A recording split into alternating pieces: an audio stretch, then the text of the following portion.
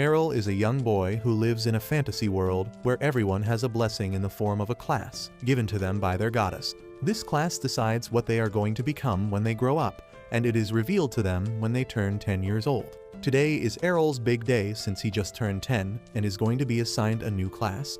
His parents and his sister are excited at the prospect, fantasizing what kind of cool class will Errol get. But he himself looks uninterested in this entire system. After having breakfast, they all quickly move towards the church where a priest stands near an altar, touching underage boys, which is a universal thing in every world, I guess. He starts telling each kid what is going to be their class, as some become blacksmiths and some become chefs. Errol's sister tells him that classes are also influenced by what your parents' classes are, so he is probably going to get something really cool. When Errol's number comes, he walks up to the priest, while everyone starts mumbling excitedly amongst themselves about what kind of legendary class will this kid get, since his mother is a sword saint and his father is an archmage. The priest himself is excited at the opportunity to touch another boy, but when he presses Errol's forehead, it confuses him, since nothing happens. He finally looks down at Errol in pity and tells him that he was born without a class. A couple days pass by, and Errol's parents try to raise his spirits by telling him that he doesn't need to worry about getting a job, and he can always live in their basement forever. But Errol isn't really worried about himself. He tells his family that he is not depressed, claiming that he has been practicing the art of swordsmanship since he was a child.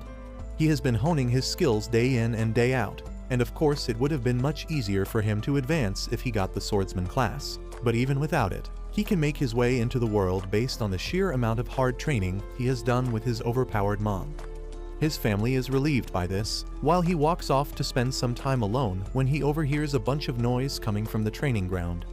There he notices two guys sparring with each other, and even though their basics seem to be weak, just getting blessed with the swordsman class seems enough to make them capable fighters. They notice Errol watching them and ask why he is standing here. Errol replies that he came here to practice, which makes them laugh. They claim that a classless guy can never spar with an actual swordsman and demonstrate their abilities by hacking at each other with their swords. Errol, however, is not impressed and asks whether they would like to spar with him. The boys think that Errol must be joking, but agree for a match. Before the match could start though, the boy asks Errol whether he has divine protection at least. Unlike the classes, everyone is born with divine protection from birth, which is like a barrier which protects them from harm, but it can run out or be broken by someone who is much stronger than them. Errol nods that he has the protection, which means that the boy can now go all out on him without the fear of killing him. Errol, however, tells him that he doesn't need divine protection to beat brats like him, which enrages the boy, who runs at Errol and swings his sword hard. Errol easily manages to parry the attack, which shocks the brat, who starts swinging his swords wildly at him. But Errol manages to block and deflect every single attack thrown at him. The boy starts getting desperate, and his friend jumps in from the back to take Errol down, but he is too quick and jumps out of the way in time. He realizes that compared to his mom, these boys are nothing in front of him, so 2-on-1 might make for a better match. With that, he rushes towards them and knocks one of the boys out with a pommel to the chin, while the other boy loses his balance after tripping over his friend and gets knocked down. They both start crying about unfairness like sore losers, when suddenly a red-haired boy enters the ring and tells both the idiots to shut their mouths up, as if this was a battlefield. They would have been dead already. Errol doesn't recognize him, but the red-haired boy seems to know him as he walks straight up to him and challenges him to a duel. He claims that Errol only managed to defeat these two chumps because he has got some innate ability from her mother, the Sword Saint, but since he is a classless loser, he will never be able to stand in front of someone with a class as well as basic training. The red-haired boy finally tells them that he is the son of Captain Evans, the leader of the village guards. Errol suddenly remembers the captain when he came to his mother for help, but the boy doesn't look even remotely similar to the rugged man he saw. The boy wails about how Errol's mother is always considered the strongest, even though his father is also an expert swordsman, so finally, to show whose family is better, he is going to defeat Errol in a fight. They both take their positions and finally the match starts. The red-haired boy immediately presses the attack, trying to land a winning blow as soon as possible, but Errol has been practicing with his mom forever and has a very tight defense as well. Their speed is impressive as they zip through the training ground attacking each other, which leaves the two brats stunned on the ground. Errol realizes that even though the red-haired boy is much stronger than the other two idiots, he is using his anger to fight, which is making him sloppy. Errol tries to look for an opening before lunging in, but the red-haired boy is ready for that and uses his special aerial slashes. Errol manages to block one, but the other one hits him in the chest, knocking him to the ground. Errol is taken by surprise and asks what kind of trick was that, but the red-haired boy claims that it's a skill which a classless loser like him can never learn. A couple of days have passed by since that loss, but a new fire has been lit inside Errol. He goes inside the forest with his sword and starts practicing on his own on a dummy target, and after countless tries, he finally manages to replicate the twin slash which defeated him last time. Before he could even celebrate though, a goblin ambushes him by jumping out of the bushes, but it is not a match for him, since Errol turns around, unleashing his twin slash technique, which immediately drops the goblin to the ground. He feels excited about his newly learned technique when suddenly a huge roar erupts from deep within the forest which shakes Errol to the core. He immediately decides to run back to the village and alert the guards, but he overhears the shout of a boy as well, which stops him in his tracks. He realizes that the boy might be in trouble, and it will be too late till the guards arrive, so he decides to go into the forest himself. He walks quietly for a bit, when he finally spots an injured boy, who turns out to be the same red-haired guy who defeated him in training. The boy looks thoroughly beaten as he bleeds from all over his body, holding the sword up towards his enemy, who turns out to be a massive hobgoblin. Even Errol has never seen one in real life, since they never come near the village. He wonders whether he should run for help, since he doesn't know whether he is strong enough to defeat the monster, but he realizes that the red-haired boy would die for certain if he leaves. Errol finally makes up his mind and sneaks behind the hobgoblin, and just before the monster could finish the red-haired boy off, Errol unleashes a strong twin strike which slashes through the goblin, killing him immediately. The boy is shocked to see the hobgoblin dead on the floor, but more than that, he is shocked at the fact that Errol managed to use an attack which he only learned after years of training and the boost from his class. Errol gives the boy some holy water for recovery, and immediately after, the boy asks Errol how he managed to do that, and Errol replies that his attack has nothing to do with having a class, as anyone with enough skill, speed, and power can replicate it. He explains that after losing to his twin slashes before, Errol analyzed it closely and practiced again and again to understand the basics, so now he can modulate the attack however he wants. The boy is still not convinced and challenges Errol to a match, which is gladly accepted. They both stand in front of each other and use their abilities at the same time. To the boy's surprise, not only did Errol manage to successfully block his slash, but he also added a third slash which hits the boy and knocks him to the floor. The captain's son is furious, but Errol explains that he isn't bound by any skill which has limitations, so his only limit is his power and skill, which means he can add as many slashes as he wants if he is good enough. The boy gets back on his feet and engages in another quick battle, but this time again he gets hit by the third slash, stronger than before. He gets knocked to the ground once again as Errol claims the victory and walks off. 5 whole years pass by since that day, and our final decides to leave on a journey to Brescia, the kingdom known for its swordsmanship. Both his mother as well as Captain Evans got their training from Brescia, and Errol wants to be the best of the best just like them. On his way, he is accompanied by a couple of strangers, 2 of them being swordsmen of a high caliber. The guy has the barbarian class, whereas the woman is known for her dual-wielding class. Both of them want to hone their skills in Brescia as well, but they can't seem to get along and are always at each other's throat. The cart driver tells them to settle down as all of them are going to the same location, but the man is too much of a misogynist and wants to send the woman back to the kitchen. Before they can argue more, however, the cart driver shouts at them to get their swords ready as they have got trouble. Errol calmly looks up and spots a horde of orcs alongside their huge leader blocking their way, with no intentions of letting them leave with their lives.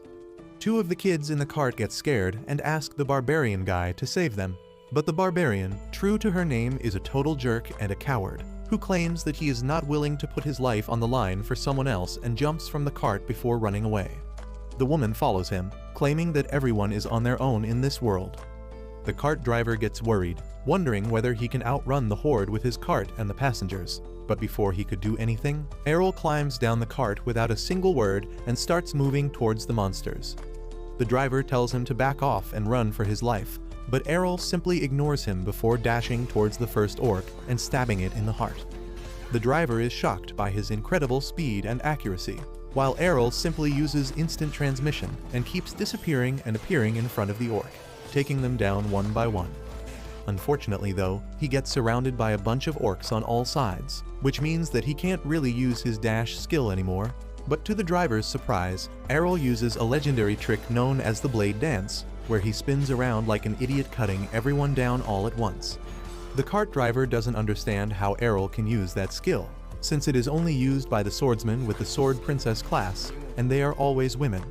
Errol, however, isn't bound by the gender norms, as he wants to be the part of the LGHDTV community, so he runs towards the orc leader, dodging its attack expertly before jumping on top of him and burying his sword deep within the orc's skull, killing it immediately. He finally returns back towards the shocked driver and tells him to continue the journey to Brescia. While one of the kids asks what class he belongs to, he simply replies that he doesn't have any class, which completely shocks everyone. He remembers how 5 years ago when he showed his mother the new twin blade skill he learnt, she thought that she was imagining things, but when Errol told her that he is training to replicate any skill he sees, she is beyond overjoyed and promised to teach him all of the skills used by the Sword Princess class. Back in the present, he is woken up by the driver who tells him that they have reached Brescia, the land of swords. Errol climbs down the cart and witnesses the town center flooded by people with swords strapped to their waists. Errol turns towards the driver and asks whether he is an advanced level swordsman. At first, the driver claims that he is just a cart driver, but Errol knows that only good swordsmen can identify the moves he was pulling on the spot. The cart driver admits that he is from the Holy Knights class, which is a pretty good class, but he gets bored of fighting so much, so he prefers to sometimes kick back and relax while pretending to be a normal driver. The Holy Knight realizes that this is probably Errol's first time in the city and tells him that he needs to find a guild for himself first, as without a guild he won't be able to fight in any tournaments, and in this city, fighting and winning the tourneys is the main way swordsmen prove their worth and earn money. Errol replies that he doesn't care about the money, but he wants to fight the strongest swordsman this place has to offer him. The driver tells him to be wary of toxic corporate guilds, as they can suck your soul and not in a good way. With that, the driver turns back and leaves, while Errol moves into the city, looking at all the different people announcing their guilds, hiring people and swordsmen getting in line to try their luck for the better guilds. On the way, he ends up bumping into a blonde loli who immediately latches onto him like Headless, telling him that she is the member of a famous guild and wants him to join them. Errol is immediately wary of her, since she seems very desperate for members, so he refuses. The loli, however, doesn't leave him alone and keeps pestering him to join their guild again and again, but Errol's is not a simp and keeps refusing. He asks her what is the strongest guild here, and begrudgingly replies that the Shadow Blade Guild is one of the strongest right now since it has 8 class as swordsmen. He asks her for the directions and immediately moves towards the guild. He gets stopped on the way by the guard who directs him towards the reception for the test. In the reception, he finds a huge line of budding swordsmen willing to try their luck to enter the famous guild, which excites Errol as well, who wonders what kind of amazing people he would have to fight against. But when his chance comes to register, the receptionist laughs at him for being a classless loser, claiming that only people with an advanced swordsman class can apply for the guild trials. Errol claims that he is sure he can pass their trial, but the receptionist refuses to register him. Saddened by this, he decides to leave when he spots 3 of the ranked swordsmen entering the hall, who are immediately treated like celebrities. He doesn't really care much about the theatrics though, and immediately turns towards other guilds, but one by one, he gets rejected by all of them on the basis of him not having a class. Tired, he goes back into the city, taking out the letter his mother gave him and told him to find her old guild, since they will surely help her find something. He wonders whether his mom knew that he would have this much trouble, but he is thankful nonetheless. Before he can even read the letter though, the blonde loli latches onto him once again, claiming that they are still ready to take him in, but Errol refuses again. She literally starts begging him to join the guild, telling him to do it as a charity, and points at a beautiful guild house, claiming that it's her guild. This surprises Errol a little, but the loli replies that their guild known as the Dragon Fang used to be the best in the country for a very long time, but lately it's gone to shit and currently they are the weakest, but she wants to bring it back up to its former glory. The name Dragon Fang suddenly rings a bell as he remembers that his mom once told him about the leader of her guild who was a dual-wielding swordsman who named the guild Dragon Fang after his special move. He quickly takes out the letter to look for the name, and it in fact is the guild that his mom was talking about. He decides to go in with her, which makes her very happy. But the moment they enter the room, he finds an old drunk man with only one arm on the couch. The man tells Errol to go somewhere else since this guild is doomed and walks off, while the lowly tells him that he is her father, who used to be the second best swordsman of the city. But ever since losing his arm, he has never been the same. Errol, however, surprises her by saying that he wants to join the guild. This makes the lowly really happy, and she quickly drafts up an agreement, which Errol fills up and hands it back to her. She reads it before asking why he left the class column blank. That's when Errol replies that it's because he has no class. The lowly snaps and gets a sword out, claiming that she thought he might be an advanced class swordsman since he was acting so hard to get. But before she could say any more, the door opens and a red-haired beauty named Ray enters the room. The lowly immediately runs towards her, crying that this classless idiot deceived her into joining the guild. This gets Ray's immediate attention, and she looks towards Errol, claiming that she never thought she would see him here. Errol is confused and asks how she knows him, and Ray looks surprised, claiming that they were from the same village and trained together. That still doesn't ring a bell, but finally he realizes that the red-haired boy that he fought so many times before was actually not a boy, but a girl. The lowly knows about the story as well, and asks Ray whether this is the classless guy who defeated her when she was young, as she always thought that the story was a myth. Ray, however, is still stuck on that loss and challenges Errol to a match immediately. The fight starts and Ray immediately uses the twin slash attack, which Errol thinks he can counter, but to his surprise, Ray's slashes blast through his own and hit him straight in the chest. This confuses him, but Ray reveals that she has the Power Swordsman class, which is why she is able to use a sword that is 5 times heavier than a normal sword, which means that she has 5 times the power in each sword strike. Errol is impressed by the fact that she has still retained her speed even after using a heavier sword, but that speed is nothing in front of his own speed. The next time she attacks, he creates an after image of himself, which distracts Ray while he appears behind her and hits her in the back. Ray is confused and tries again, but the result is the same. She can't believe that Errol is using a technique which is only used by the most advanced level swordsmen, while Errol realizes that she is too tanky to take down with his normal attacks. Ray also knows this and tries to end the fight with her heavy blows, but Errol uses his mother's signature counter, which brings Ray to her knees, and the fight is over just like that. With that, the lowly's demeanor changes completely, and she welcomes him once again to their guild, and tells him that their guild is in crippling debt right now. To get out of debt, they will have to enter the tournaments and fight as a 3-man group against other guilds who will have all 5 members in a team. Errol, however, is excited at the prospect of fighting against strong opponents and looks forward for the opportunity to hone his skills even more. The next morning, Errol wakes up in his own room in a new bed which now belongs to him. It takes him a little while to remember what all has happened since he arrived here. He now belongs to the same legendary guild which his mom worked with as well, which is a big thing for him, so he decides not to let her down and make this guild great again. He freshens up and walks into the living room where the lowly and Ray are both already up, chatting by the fire about the upcoming tournaments. Lowly immediately grabs Errol into the conversation, claiming that the tournament is going to start next week, and since they now have 3 members instead of 2, they are eligible to take part in the tournament as well. She tells Errol that it's going to be super hard since it will be an elimination-style tournament with one-on-one matches, but every guild will probably have 5 members, which will put them at a huge disadvantage, so they must defeat more than 1 opponent each if they want to survive even the first round. The lowly is pretty optimistic though, claiming that it should still be fine since their guild already has 2 B-rank swordsmen, so unless and until they don't end up fighting in a rank swordsman, they should be equally matched in the fights. Errol is a little new to the concept and asks what exactly these ranks mean.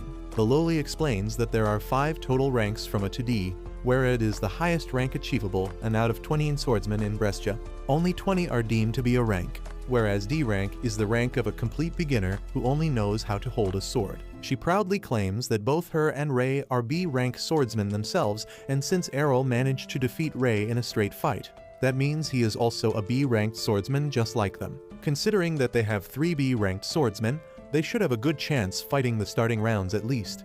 With that, the lowly goes into the kitchen, leaving Errol to his thoughts. While Ray was leaving though, he grabs her and asks about her abilities as a power swordsman. She still seems to be annoyed by her loss yesterday, but replies that one of her abilities is to harden up her outer mana shield to protect her from most of the low-powered attacks. Errol thinks about it for a while, wondering how exactly can he learn such a valuable technique when suddenly he comes up with an idea. He tells Ray to hit him with her sword still sheathed. Ray tells him that she is not interested, but Errol grabs her hand, pleading with her to do it.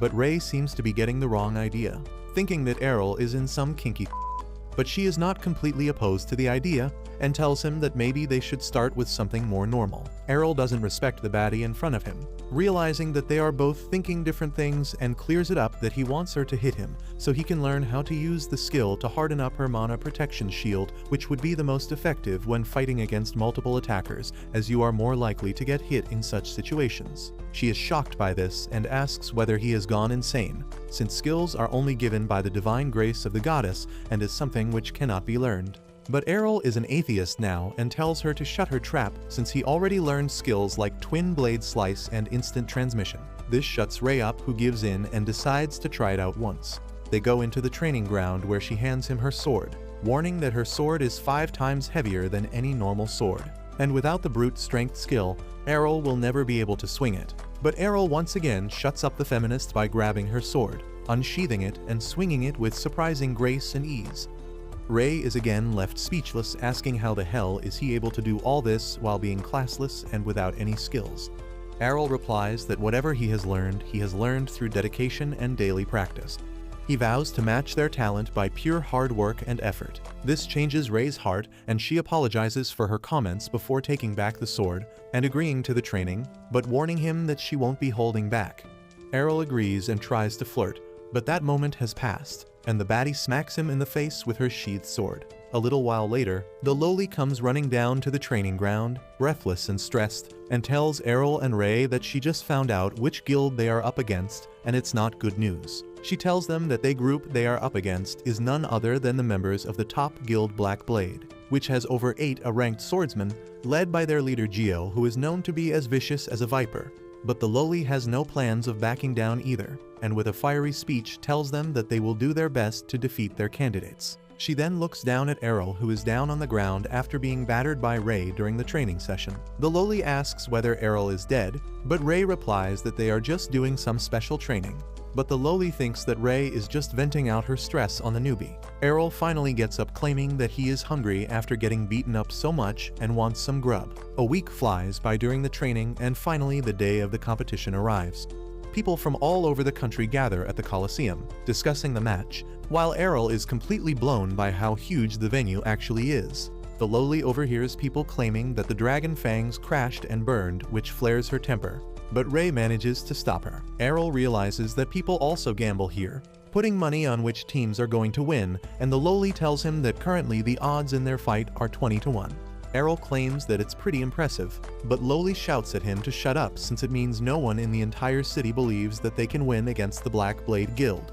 But this can also be a blessing in disguise, since if they manage to win, they can get away with loads of money from a single match. Ray tries to calm her down, but she is too far gone, as with a fire burning in her eye. She claims that they have to win this match no matter what, because if they lose, there will be no guild anymore, and to make sure that they become super rich after their match, she has taken a loan by putting the guild house as a collateral, so if they win, their lives will be changed forever, and no one would talk about them as a crappy guild which used to be good. Ray asks what if they lose though, and the lowly replies that it doesn't even matter, cause if they lost, they would have lost everything anyways.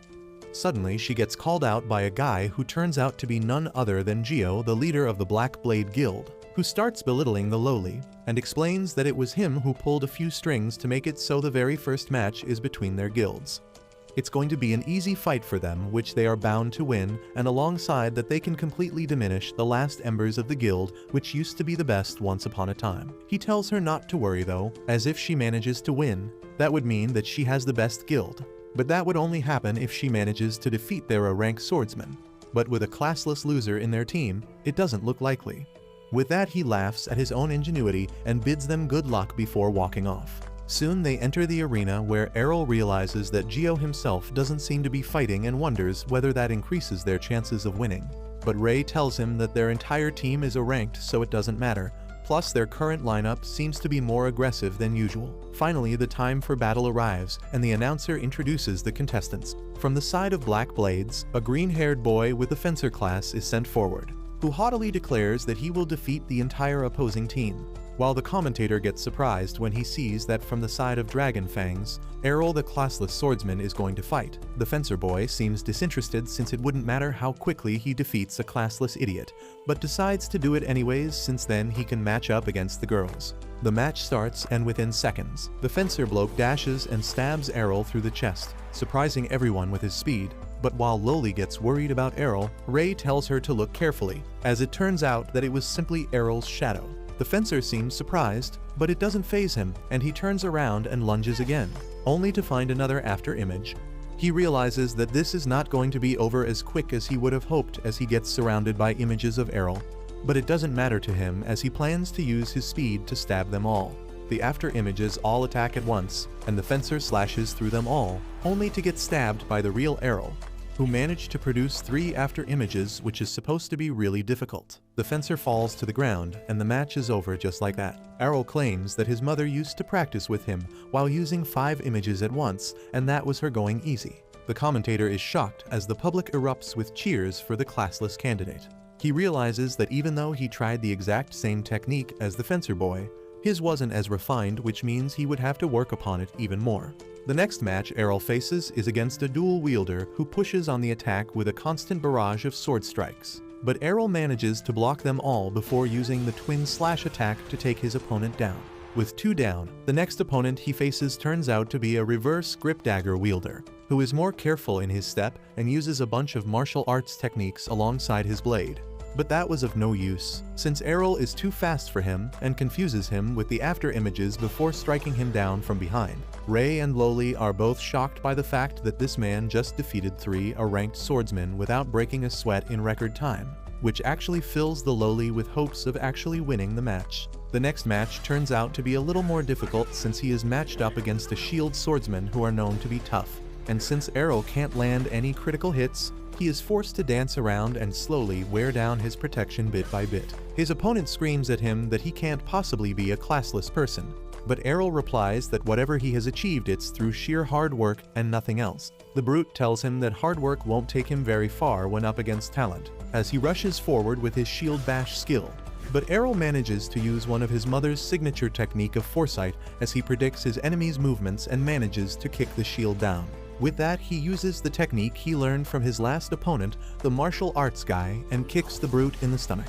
He then picks up the shield and starts moving forward. The brute gets enraged and tries to attack, but Errol manages to parry before dashing forward and using the same shield bash to destroy his opponent. People start rioting and calling him a liar who isn't disclosing his rank and class. So the organizers bring in his class ID towards the magic crystal ball and broadcast live that he indeed is a classless person. With that out of the way, the next opponent is announced who seems to be different. This swordsman is named Masamune, and he turns out to be of the samurai lineage from the east with a curved sword called a katana. Before Masamune even takes his sword out, Errol senses the danger and gets ready, knowing that this fight won't be as easy as the others. He realizes that Masamune is planning to use his ultimate skill, and like a snake is waiting to strike. But Errol is curious, so he moves forward, putting himself in danger. The moment he enters the swordsman's range, Masamune snaps out his sword towards Errol, but somehow Errol is faster and disappears behind him. Masamune is shocked, but Errol tells him that he genuinely is the fastest person he has seen in the city, but unfortunately for him, his own mother was much faster, so he is used to it. With that, he uses the Sword Princess's ultimate skill, stabbing his enemy multiple times, defeating him. With that, everyone is shocked into silence as the supposed weakest member of the weakest guild just clean sweeped the strongest members of the strongest guilds. Errol walks off towards Ray and the Loli, feeling content about the fact that they should have earned enough money to keep the guild going. That evening when they return back to the guild house, They immediately started celebrating with drinks all around. Errol was still shocked at the fact that the loli was old enough to drink, but she claimed that she is a grown woman. Even if she looks a little small, she still can't believe that Errol single-handedly defeated 5 ranked swordsmen of the best guild in the country all alone. She decides that she must try to woo him as he is her ticket to get out of poverty and obscurity. She tries to ask his hand in marriage, claiming that she can fulfill all his desires. But Errol is a true Sigma and rejects her outright, claiming that he would prefer someone like Ray instead. This immediately makes Ray blush as she gets up from her seat, yelling at Errol to stop saying shit like that, just because he wants to turn Loli down. But Errol was seriously considering it. He asks why she would think that he is making fun of her, and she replies that when they were young, he called her a man during the sword fight. She claims that anyone who met her has said that she has no womanly charms, but Errol can see 2 big womanly charms right there in front of him and begs to differ. Loli realizes that Ray has absolutely no idea what her biggest strength is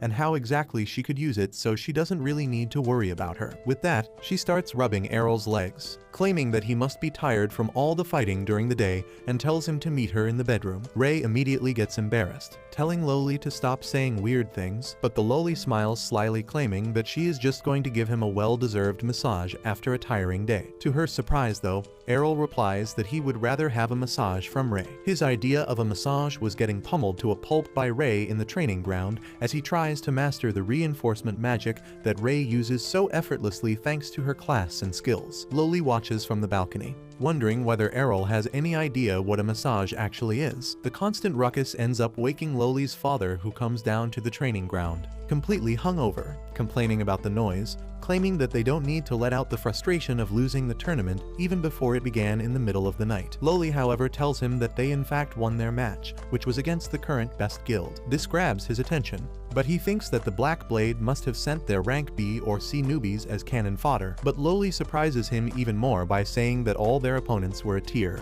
and not only that, but Errol defeated them all on his own without any help. This shocks her dad out of his hangover, as he looks at Errol, bruised and battered, wondering if this kid is really that strong. Loli claims that she made a bunch of bets, and because Errol clean sweeped the enemy team, she hit the jackpot, and now not only are they out of debt, but also have enough money to cover their operating costs. Her dad, however, is not so optimistic, claiming that if by some luck this kid is actually that strong, he would soon get poached by bigger, more influential and richer guilds, so she shouldn't get her hopes high. Loli tells him not to worry about that since she is soon going to marry Errol, which means that they would be bound for life. Errol announces that he is not going to do anything like that, but soon turns his attention towards her father, claiming that Loli might be a thick-headed dip, but at least she is not a loser who gives up on everything. This was a clear dig at Loli's dad, who looks at him dangerously. But Errol doesn't get the hint and continues that he should stop with his moping act and start acting more his age, since he still has one remaining hand and can wield a sword in that hand. This triggers her dad, who immediately grabs Errol by the collar, telling him to avoid speaking on subjects he has no clue about. He tells Errol that a dual-wielding swordsman who can't dual-wield is nothing but a waste of oxygen. Errol claims that he doesn't agree since he himself is a classless swordsman who is still competing and trying to rise in this world. With that, her dad pushes him away and walks back upstairs. Loli and Ray immediately come to Errol's side, asking if he is okay, and Loli apologizes for her dad's behavior while thanking Errol for speaking up. Errol claims that even after losing his arm and being washed up for so long, her dad is still incredibly strong, and it's a waste that he is refusing to use his incredible strength and experience. He thinks to himself about all the cool skills he could learn from a dual-wielding swordsman, and promises to himself that he will motivate Loli's father Rod to take up the sword once again. Loli hears about his bid to learn new skills and suggests that he take on some of the dungeons near the city. Errol is completely oblivious about dungeons, so Ray tells him that dungeons are underground caves where monsters spawn in the hundreds and the entire place is full of traps, making it one of the best places to learn new skills and level up with more real-life battle experience, which would help them during the Sword God Cup. Errol has no idea what she is talking about, so she explains that the city every year hosts a tournament where the best swordsmen in the country participate to show their skills and prove that they are the single best swordsmen in the country. Loli immediately takes out a form, and tells Errol to fill it if he wants to participate, but to Ray's horror, he rips it up right in front of them. Ray is confused and asks whether he doesn't want to participate in the contest, but Errol replies that Loli was trying to pull a fast one on him and gives him a marriage certificate to sign instead. The Loli laughs, claiming that she was just testing the waters, but Errol is done being a good boy and grabs her in a rear naked choke to teach her a lesson. The next morning, Errol wakes up to find Loli trying to assault him, but he dodges her and ties her to the bed before leaving. Later that day, they all go towards the dungeons together, where Loli explains that everyone gets to stand in the teleportation circles through which they can teleport to the dungeon level that they want, but you can only go to the levels which you have been to before. Loli claims that she has reached level 12, while Ray has reached 14. Errol immediately decides to go alongside Ray to the 14th level, but Loli claims that it doesn't work that way, and he needs to be physically present at the level to be able to go there again. That was a bummer since Errol wanted to fight the strongest monsters he could find from the outset, but the Loli tells him not to worry as she knows a really short route which will lead them to the lower floors very quickly. They agree to the plan, but Loli tries to get Errol all alone, claiming that Ray can continue her level 14 run since Errol wouldn't need 2 guides, and starts dragging him away. But Errol is not so easily manipulated and asks Ray to come with them. They enter the first floor where they are immediately attacked by 2 knights in armor. Errol draws out his sword and starts clashing with one of them while Ray takes the other one. He is surprised to notice that even after having heavy armors, the knight move with incredible agility, but it's nothing he can't deal with. So he uses his dash step and chops off the knight's head, only to realize that the entire armor is empty and is getting powered by the mana of the dungeon itself. The knight starts moving again even without its head, and Ray claims that they have no real weakness and don't feel pain either. So Errol decides to go for the legs, which works out beautifully as the magic knights collapse on the ground. Ray also deals with her opponent, claiming that they will soon regenerate so they need to move on. Before moving further though, Errol asks Loli what her class is, and she very proudly claims that she is a fencer, and promises to teach him anything he wants, in the training ground or in the bed, but Errol rejects her once again and moves on. Before entering the second level though, they hear cries of help coming from the door, and when they move closer, they find a man covered in blood, kneeling on the floor and begging for help. Ray suggests taking him above ground, but the man refuses, claiming that his friends are still inside and they got badly hurt by a booby trap. He begs them to help rescue his friends, but Loli immediately gets down to business asking for money in return for help. To her surprise, the man even pays her a good sum from the money he won gambling, but Errol senses something wrong. While walking behind the man, he notices that whenever he lost blood like that, he can't even sit on his own without holy water, let alone walk all the way back to a dangerous room. He realizes that the blood and the injuries are completely fake, but decides to keep this information to himself, just because he thinks this might lead to something interesting and fun. The man takes them to a secret room where they find a trail of blood and a puddle in the center with one singular gold coin. The sight of the coin immediately entices Loli, who goes to pick it up. When a teleport circle appears beneath them, Ray realizes that this was a setup,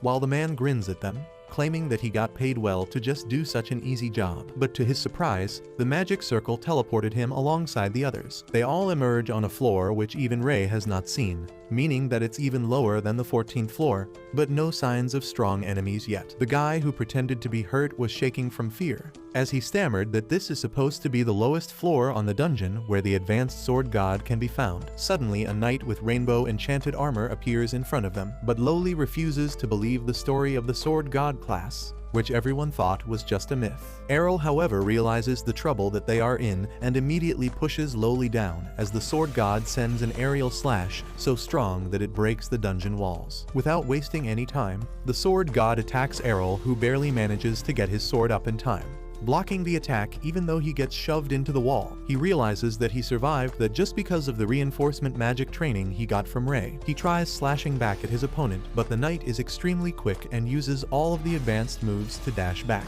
With that, he smiles, claiming that this is a good opportunity to test himself. This completely shocks his party while he uses the same divine step technique to close the distance and pushes on the attack, hitting the knight with a barrage of strikes which gets blocked. The knight is forced to back off, but uses a skill which causes gravity in the room to increase, forcing the others on the floor. But Errol easily maintains his stance since he has faced the same thing before when he was younger, training against his mom. He used all his strength back then just to be able to stand, so when his mom attacked, he wasn't able to do anything. But this time it's different. He uses the gold coin to nullify the attack, which creates a small opening, and Errol uses it to its full potential, Using one of his strongest abilities called Infinite Break, the knight shatters into pieces after that attack, shocking everyone present in the room. He regains his strength with some holy water, and then all of them safely exit the dungeon through the teleportation spell. Back in the bar, Rod was again drinking when he overhears a conversation between three young idiots talking about how they tricked the new members of the Dragon Fang Guild into a trap, and they are most likely never coming back. Rod walks up to them and breaks their table with a single punch, ordering them to reveal everything that they know, but he is interrupted by Jorg, who calls him a good-for-nothing drunkard. Rod immediately realizes that this must have been set up by Jorg, which means the chances of her daughter's survival are slim to none, completely broken. He lunges towards Jorg, but gets pushed aside like a peasant, while he kneels on the ground, wishing he could save his little girl.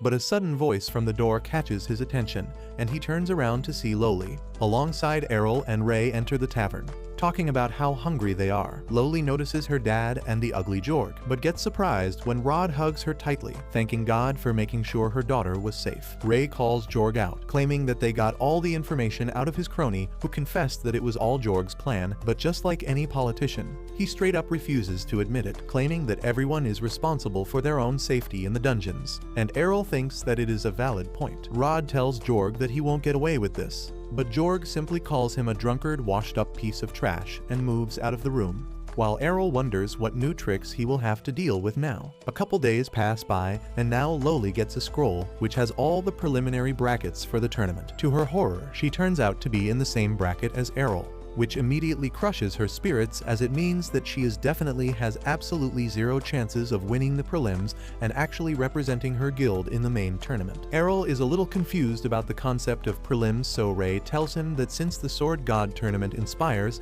and attracts such a huge amount of aspiring swordsmen, it's almost impossible to take them all into the main tournament. So the city organizes the prelims with different brackets based on a dice roll. It's complete luck who faces who is in the bracket, and the winner from each bracket gets a direct ticket to the main tournament. Errol checks the scroll which Ray was reading and notices that she is in a different group than her. She thanks the god for that, since she would have no chances sizing up against Errol anyways. She starts praying to the god to help her clear the prelims without much trouble, while Errol pokes fun at her for having daddy issues. The Loli interrupts them, claiming that they need to return back to the dungeons for training.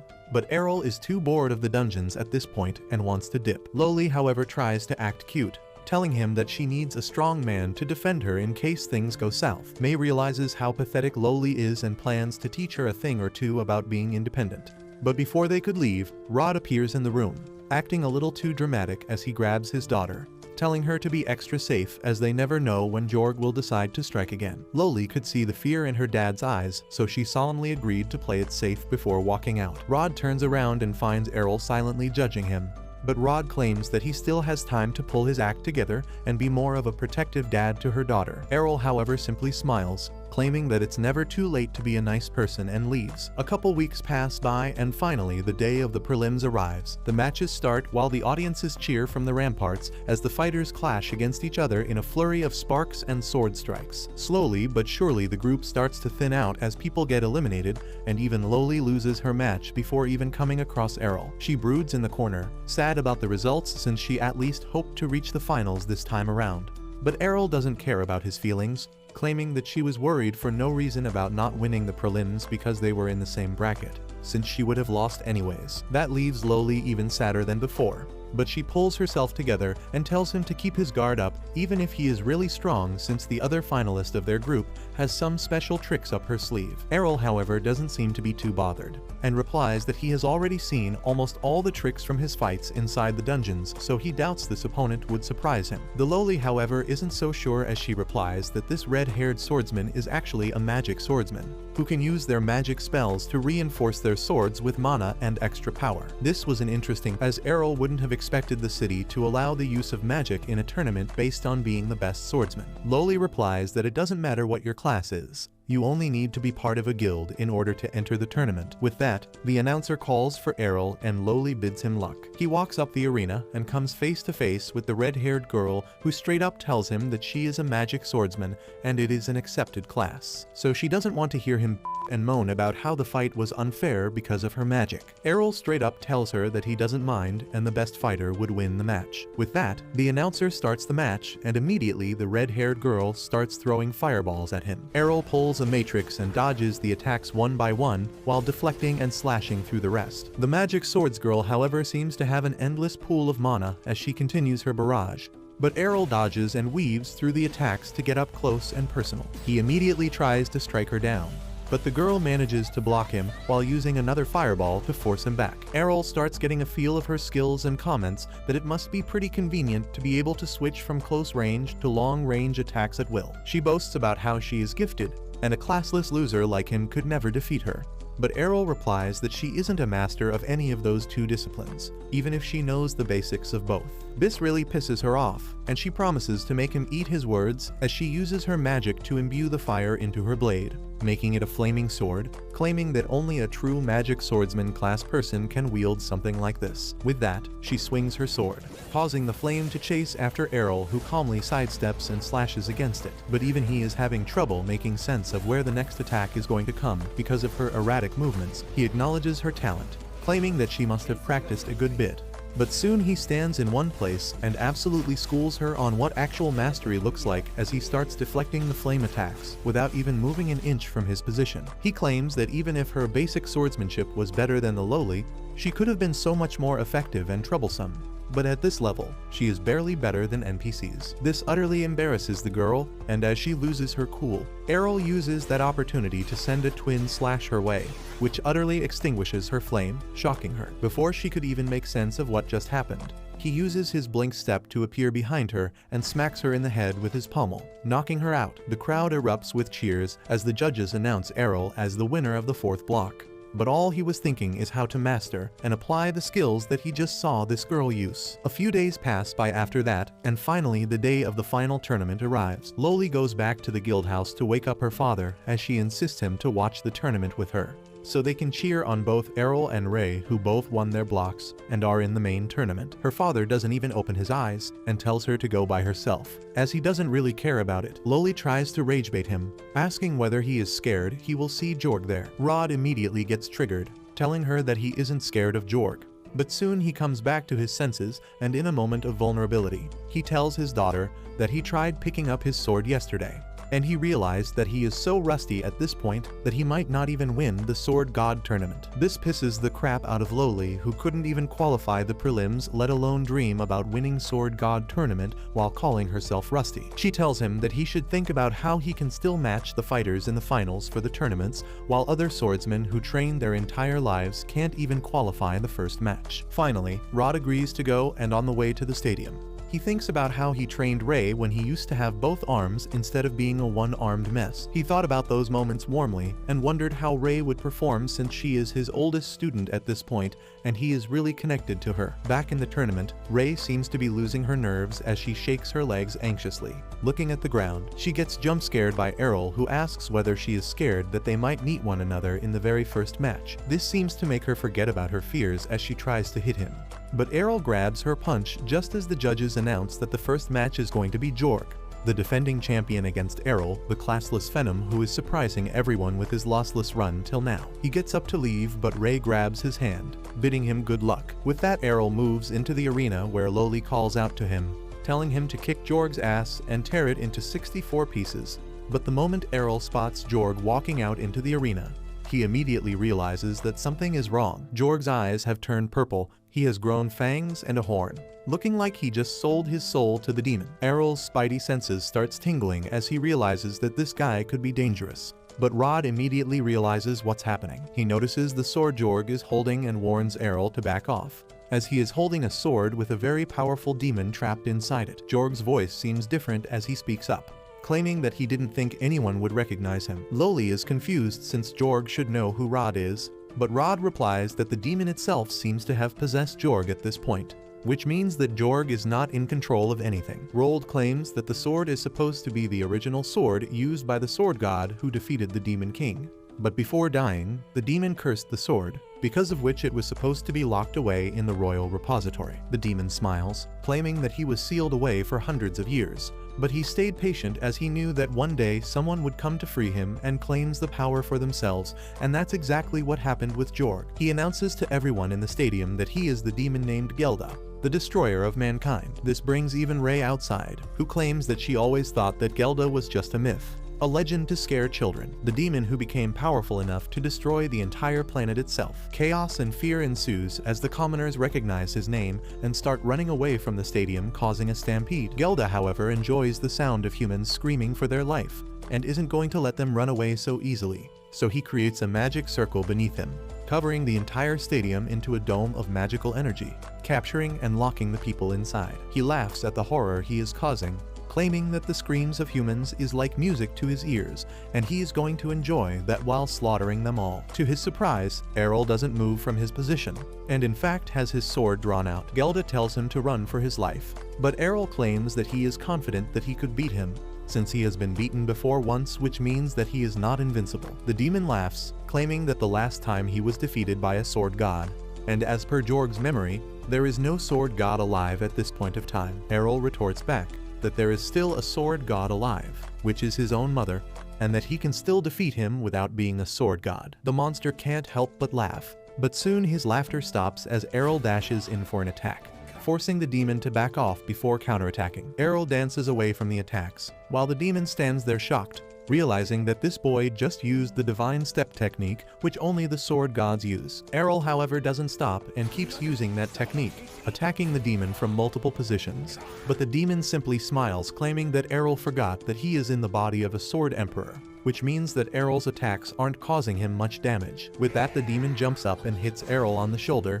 smashing him to the ground, thinking that the boy is done for. He is shocked, however, when the dust clears as Errol seems to have absorbed the attack without much damage thanks to his training with Ray. This shakes Gelda a bit, who goes in for an attack, but Errol calmly swats him away, before counter-attacking with his own infinite break attack, slashing and hacking at the demon from multiple directions, completely overwhelming him in a flurry of attacks. This triggers Gelda's PTSD as he has no doubt that Errol is using all the attacks of a sword god, but he can't believe that a mere boy could be a swordsman of that level. Before he could come up with a plan though, Errol uses a strong slash to finish the demon off, who falls to the ground in a cloud of dust. Everyone cheers for Errol, thinking that he has defeated the demon god. But Gelda wasn't dead yet, since his actual body was still the sword and all the damage was done to Jorg's body. He quickly starts looking around for a new host and immediately jumps towards Rod. Errol manages to push Ray away from the path, while Rod jumps in front of his daughter to protect her. When the dust clears, however, Rod stands there with the demon sword in his hand and grabs Loli, putting the blade on her throat. Errol curses himself for not realizing that he needed to attack the sword, not Jorg's body, to defeat him, but it's too late now. He tells Errol that if he moves a single inch, Loli is dead, but Errol freely moves around, telling him that he can't kill Loli. Ray doesn't know why he is provoking a literal demon, but when Gelda tries to kill Loli, the hand refuses to move. Errol claims that Rod is much stronger than Jorg ever was, so possessing him wouldn't be that easy. Rod plunges the sword into the ground, freeing Loli, while Gelda tries to fight back and take control. Rod, however, is too much for him and manages to free himself from the demon's grasp, throwing the sword at Errol, who slashes it to dust, killing the demon once and for all. But that's where this video ends. Remember to like and subscribe to the channel. Thanks for watching, and I'll see you next time.